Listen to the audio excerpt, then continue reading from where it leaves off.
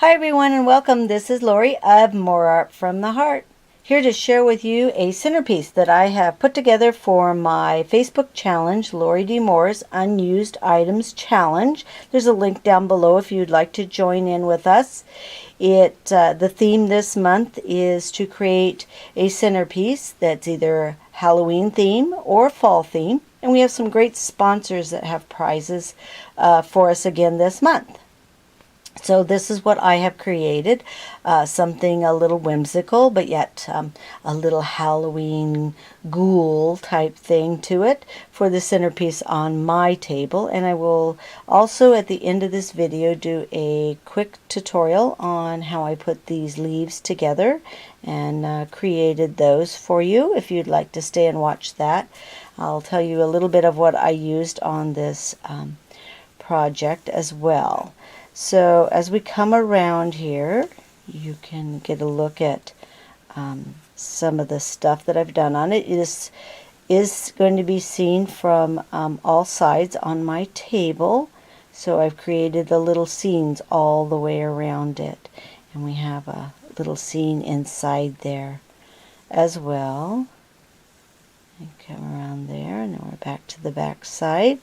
And as you can see, you're being watched. Got little eyes watching you here and there, just for fun. Alrighty, let me come back around here and talk to you about some of this here.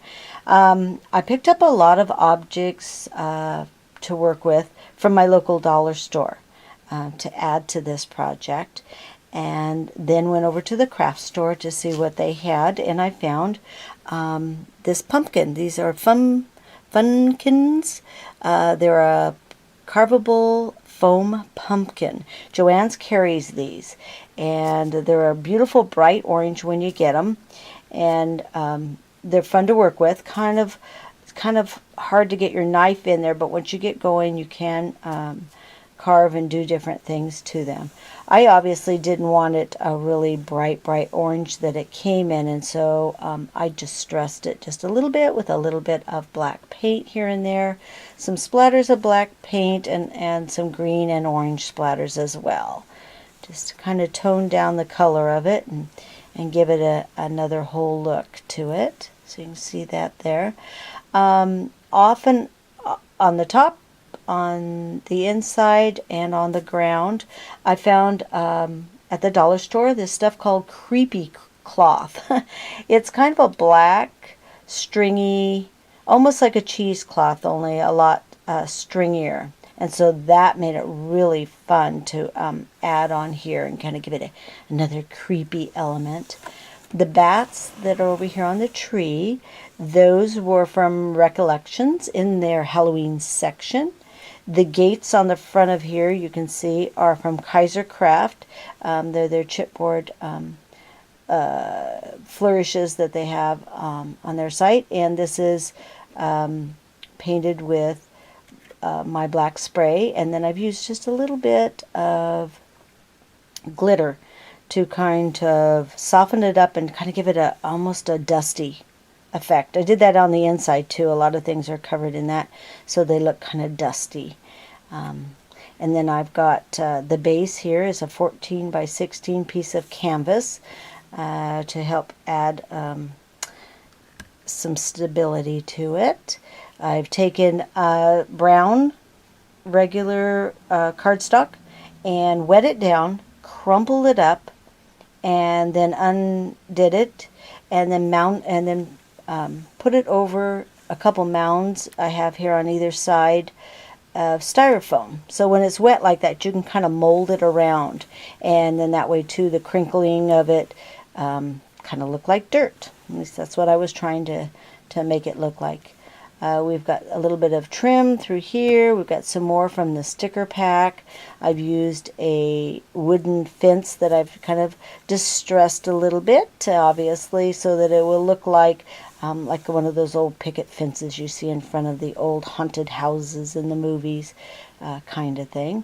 Like I said, there is a scene inside, and I'm going to try to turn off the lights and let you see it a little bit this way, and then I will, towards the end, take off the lid and let you look down inside at some of the things, because I don't know how well we're going to be able to see them here with the lights off, but let's try. Because what I've got is I've got some little lights inside here. It's those little battery operated tea lights that you can buy in the dollar stores and stuff. Let me come down a little bit, maybe that'll help me, that you see more of the inside.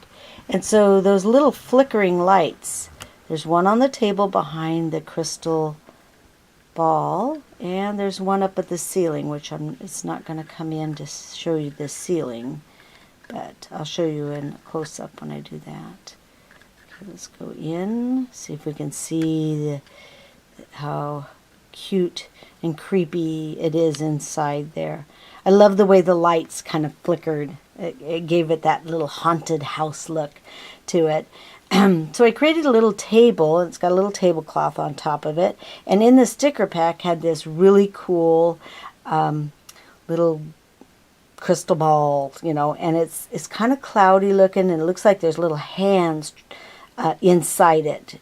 And so placed the little light behind it. And so I thought that kind of helped with the look of it. See if we can see some of the other stuff that's in there. There's a light hanging from the ceiling that's causing the flickering going on down on top of the other objects that are in there.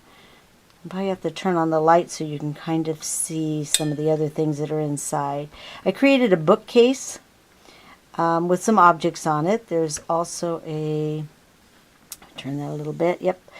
Sticker pack had a little shelf with little bottles of potions and poisons and stuff, and so I added that in there. And you can kind of see the walls have the paper on it, and then also have the cheesecloth. And I've got some little eyes peering out from here and there in the inside. Let's see if we can get over here and we've got a Kaisercraft chandelier in there, candelabra I should say, and there's a little sign also back there behind there on the wall. And on my blog I will have pictures of what I started with and how I worked with making the bookcase and the table, if you want to check those out. So let's see if, let me take the camera off at this point and give you a look at the top of it so you can get to see what I did with the leaves that I'm going to show you how to put together. Let's see here. Oops, sorry about that. So you can see there's these pumpkin leaves, kind of vines going around on the pumpkin. And I'll show you how I created the veins and the shading on those and bent them up. And the curlicues as well. So there you can get a chance to see what I did with the top of it. Now let me bring my tripod up and show you how, excuse me, should have brought a glass of water up with me. Alrighty, see if I can get down here to where I've got stuff set up for the leaves to show you how to do the leaves. These are, there we go. I think I got it. Can you see? There you go. Alright, so I grabbed my wire thread from Prima, and I only have the white, and I bought the white because you can color it. It's not that hard to do. You can use sprays and stuff. It's cloth covered, so you can actually color it if you'd like to, or you can buy the colors that they have available too as well. My light changed here. So I just used my chalk ink to color the stem. Just kind of ran it through a bunch until I got it covered in green. And because of the way the cloth is, it kind of peeled off, which is kind of cool. It makes it look a little bit more like a pumpkin little stem anyway. And I went online, I found a picture of a pumpkin leaf and drew that out. And so you can see it, I did it about size of my palm. And then obviously made a bunch more of them from this one pattern. And then this is an old mouse pad that I've cut up because you kind of need something kind of spongy and forgiving right here to use with your stylus. And then I just have my 3 millimeter, and it has the 8 millimeter at the other end stylus to do this with. And so what I did was just this side of the cardstock is kind of textured, and I like that, so I used the textured side. And you're just going to go ahead and start kind of going around just the edges at first. Starts kind of rolling them. And then it'll help crinkle them a little bit around the edges when you do this. So you go ahead and do that. You don't have to do the stem. I kind of wrapped the stem around that green wire, so I didn't do that. So, and then I kind of go back over and kind of take it and swirl it a little bit. Just starts giving it a little bit of dimension. Then with the other end that's smaller, you want to go ahead and do your veins. Kind of give it a little bit of a swirl in there. And see how it's starting to kind of curl the leaf up? It's starting to make it look a little more natural. And I noticed the veins on the picture kind of went to each of the little points of the leaves. So that's what I did. And over here. And then in the veins, can you see those? You go ahead and start kind of coming out. This is just like they were in the picture. And that's kind of what's fun about it, is you just go ahead and find a picture of something. If you want to create something you don't already own a die for, you can create your own. There we go. Pull it to each side. You kind of just want to do that with your stylus. There you go. Do you see all the different veins in it? Makes it look more realistic. And then I started with a dark ink first.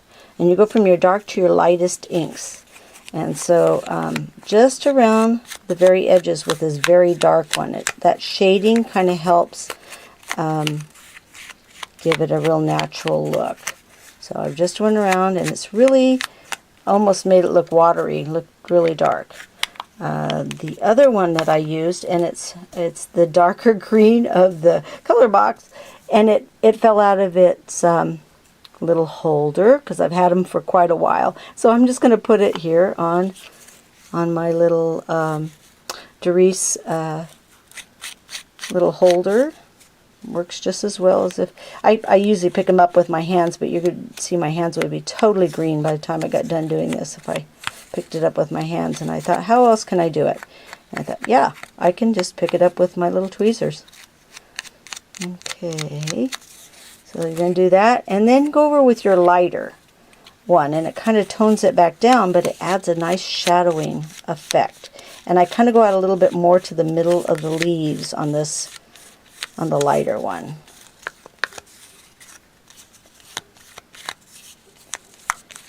There you go. Then you want to take your leaf, and you kind of just want to bend it with that where the vein goes. Kind of crumple up the ends a little bit. I mean, leaves aren't totally flat, so you don't want yours to be either. You can kind of roll the ends of them also. There you go. You have a lovely leaf that looks fairly natural to use. And then I set this in here and rolled the stem around it actually and glued it in place. And if you need your wire to be a little more stable, give it a good twist at the end and use it that way if you want to. And then I just literally glued them onto the pumpkin where I thought would look good.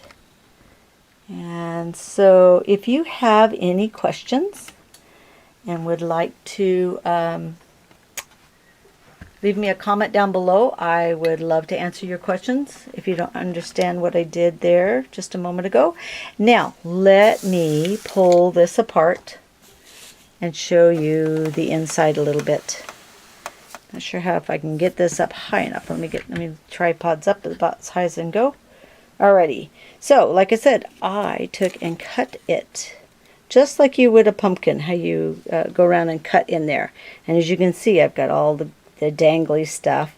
I've put the light up in the top just with a piece of black elastic so that I can pop it out, obviously, and turn it off. And so that fits down in there. Let me see, I'm going to tip it up so you can see. Let's see, let's get a light down in there. That would help, wouldn't it? Alrighty. A little harder to film than I thought it was going to be. Let me bring this up and over. There you go. Kind of see how the inside is. There's that bookcase with the owl sitting on it. And the little shelf on the side. And you can see right here where he is sitting at his table. And the light behind it that flickers. And I did paint a little bit around the very edges because when I looked in I could see some of that color of the inside of the pumpkin, which is kind of a yellow color. So I made sure I covered that with a little bit of paint. And maybe we can get a better look at the outside here, what I did. And then I just found these fun googly eyes, and I went around and kind of put them in different places. After I put the black creepy cloth on, then I tried to make them like they were peering out in different places under the creepy cloth. Same with the inside. They're kind of hidden here and there. See if you can see the, oops, see down here just a little bit more what I did.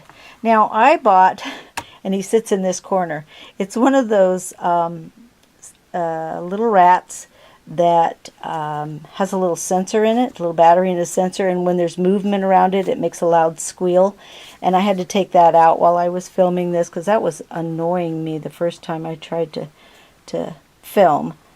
And he's across the room, or I'd show him to you. I used my multi-bladed scissors to kind of create some grass out of just some green cardstock stuff.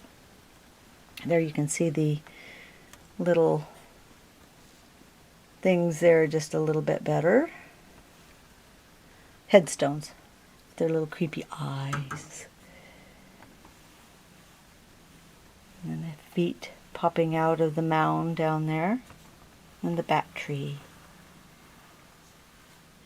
Well, I sure hope you enjoyed this little centerpiece of mine, and I'd love to hear your comments, and it would be great if you'd like to come over and join our challenge. We would love to have you. Bye everyone.